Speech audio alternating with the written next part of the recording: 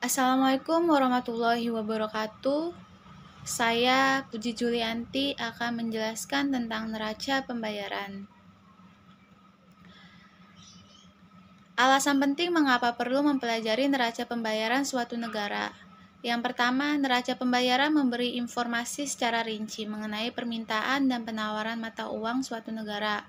Di sini ini berkaitan dengan ekspor dan impor, mana yang lebih tinggi. Jika ekspornya lebih tinggi dibandingkan impor, maka disebut surplus. Begitupun sebaliknya, jika impornya lebih tinggi dibandingkan ekspor, maka disebut demand. Yang kedua itu, data neraca pembayaran dapat memberi tanda mengenai potensi suatu negara pada negara lain yang menjadi mitranya di dunia bisnis.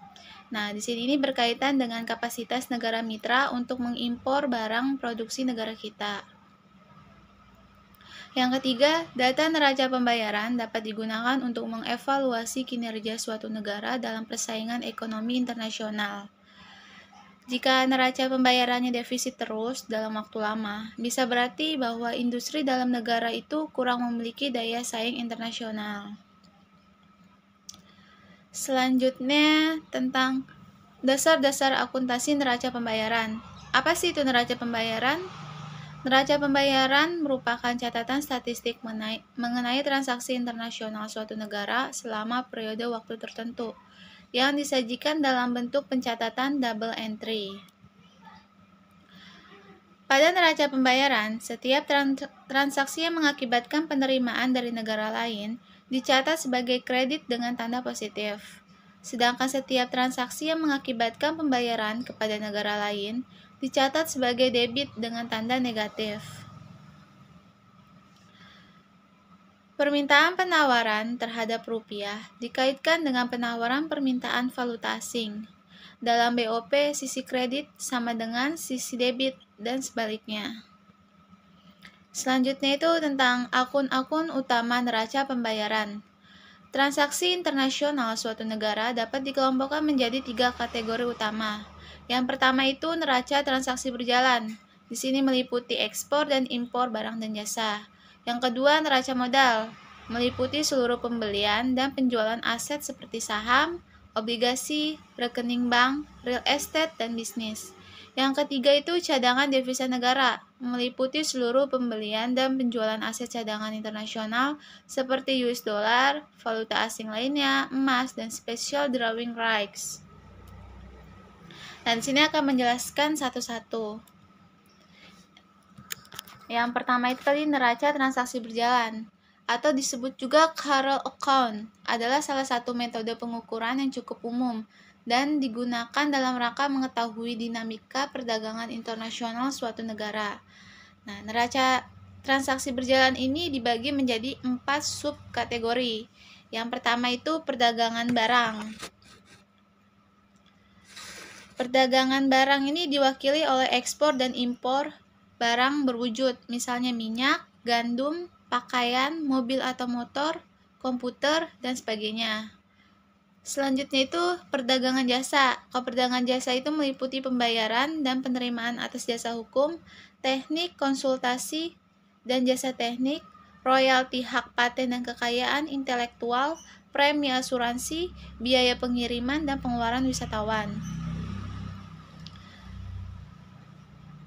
Selanjutnya itu perdagangan faktor. Nah, perdagangan faktor itu terdiri dari pembayaran dan penerimaan bunga, dividen, dan pemasukan lain atas investasi asing yang telah dilakukan. Contohnya, jika Indonesia terus-menerus meminjam atau mendapatkan pinjaman dana dari negara lain atau investor luar negeri, maka Indonesia harus membayar bunga dan dividen yang semakin besar pada mereka. Akibatnya, defisit neraca perdagangan akan semakin besar. Lalu yang keempat itu transfer unilateral. Transfer unilateral adalah pembayaran satu arah seperti hadiah, hibah dari pemerintah negara lain atau swasta, bantuan luar negeri, dan ganti rugi. Selanjutnya itu tentang neraca modal. Neraca modal atau disebut juga capital account adalah negara yang mencatat transaksi penerimaan atau pembayaran sehubungan dengan pinjaman atau penanaman modal yang terjadi di antara dua negara atau lebih baik untuk investasi jangka pendek atau jangka panjang. Nah, neraca modal ini dibagi menjadi 3 subkategori. Yang pertama itu investasi langsung. Investasi langsung itu terjadi ketika investor mengakuisisi kontrol bisnis tertentu di negara lain. Nah, yang kedua itu tadi investasi portofolio. Investasi portofolio ini mewakili pembelian dan penjualan aset keuangan asing seperti saham dan obligasi asing, surat berharga keuangan yang tidak melibatkan akuisisi atau pengambil alihan kendali perusahaan. Yang ketiga itu investasi lain-lain. Di sini meliputi deposito bank, investasi mata uang, kredit perdagangan, dan semacamnya. Nah, yang selanjutnya itu tentang cadangan devisa negara. Apabila negara melakukan pembayaran bersih kepada negara lain akibat defisit neraca pembayaran, negara harus menguras aset cadangan resminya. Sebaliknya, jika terjadi surplus neraca pembayaran, maka negara cenderung akan membayar utang luar negerinya atau menambah aset cadangan resminya. Contohnya emas, valuta asing, special drawing rights, atau juga bisa dengan mengajukan pinjaman dari luar negeri. Selanjutnya tentang identitas neraca pembayaran. Sepanjang akun-akun neraca pembayaran dicatat dengan benar, maka saldo gabungan antara saldo neraca transaksi berjalan atau disebut BCA, saldo neraca modal atau BKA, dan cadangan devisa negara atau BRA harus 0. Oke, BCA ditambah BKA ditambah BRA sama dengan 0. Berdasarkan rezim nilai tukar tetap, saldo gabungan pada neraca transaksi berjalan dan neraca modal akan sama besarnya dengan perubahan cadangan devisa negara, tetapi dengan tanda berlawanan.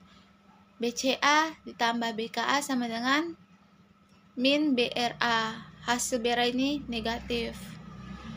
Berdasarkan rezim nilai tukar fleksibel, bank sentral tiap negara tidak akan mengintervensi pasar valuta asing. Tidak alasan untuk memelihara cadangan devisa negara. Sehingga surplus atau defisit neraca transaksi berjalan disesuaikan dengan defisit atau surplus neraca modal. BCA sama dengan min BKA. Selanjutnya tentang tren neraca pembayaran. Amerika Serikat memiliki defisit neraca transaksi berjalan dan surplus neraca modal yang berkelanjutan sejak 1982.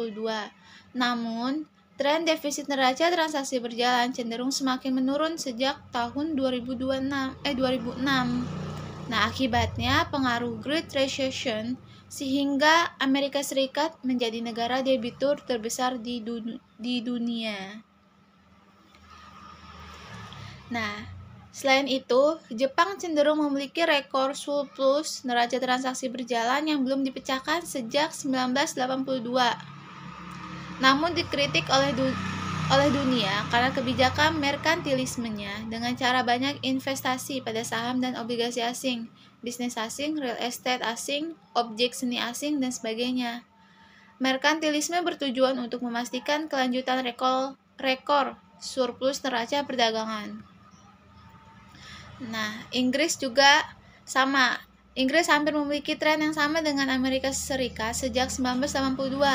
Namun posisi defisit neraca transaksi berjalannya masih lebih rendah daripada Amerika Serikat. Selain itu, Jerman memiliki tren surplus neraca transaksi berjalan dan defisit neraca modal sejak 1982. Namun mendadak menjadi kondisinya berbalik ketika tahun 1991 terjadi penyatuan Jerman Barat dan Jerman Timur. Sehingga output produksi dalam negeri diserap banyak untuk pembangunan kembali Jerman Timur. Namun sejak tahun 2001, Jerman kembali ke posisi awalnya yang sejak zaman 1982 tersebut. Tiongkok cenderung memiliki surplus di neraca transaksi berjalannya dan neraca modalnya, terutama sejak tahun 2009, di mana Tiongkok mulai memiliki cadangan devisa negara yang meningkat sangat besar. Defisit rekening transaksi berjalan dapat ditanggulangi dengan beberapa cara sebagai berikut. Yang pertama itu depresiasi mata uang, yaitu depresiasi membantu mengurangi defisit perdagangan. Perubahan kurs tukar dan neraca perdagangan ditentukan oleh faktor-faktor ekonomi yang lebih fundamental. Yang kedua itu proteksionisme, yaitu pembebanan atas tarif, kuota, atau bentuk pengekangan lain terhadap impor luar negeri. Yang ketiga itu mengakhiri kepemilikan luar negeri atas aset-aset domestik, yaitu penghentian arus masuk modal luar negeri dengan mengurangi penawaran modal yang tersedia akan meningkatkan tingkat bunga domestik real. Tingkat bunga lebih tinggi akan lebih merangsang tabungan karena biaya peluang konsumsi meningkat seiring dengan tingkat bunga retail. Yang keempat itu menaikkan tingkat tabungan, yaitu mengurangi tingkat konsumsi termasuk produk dari luar negeri, sehingga impor produk dari luar negeri menurun. Yang terakhir, defisit transaksi berjalan mengarahkan pada pengangguran. Argumennya, barang dan jasa yang diimpor merupakan pengganti barang dan jasa domestik, sehingga lapangan pekerjaan domestik menjadi mahal, kesempatan kerja menurun. Sekian dan terima kasih. Wassalamualaikum warahmatullahi wabarakatuh.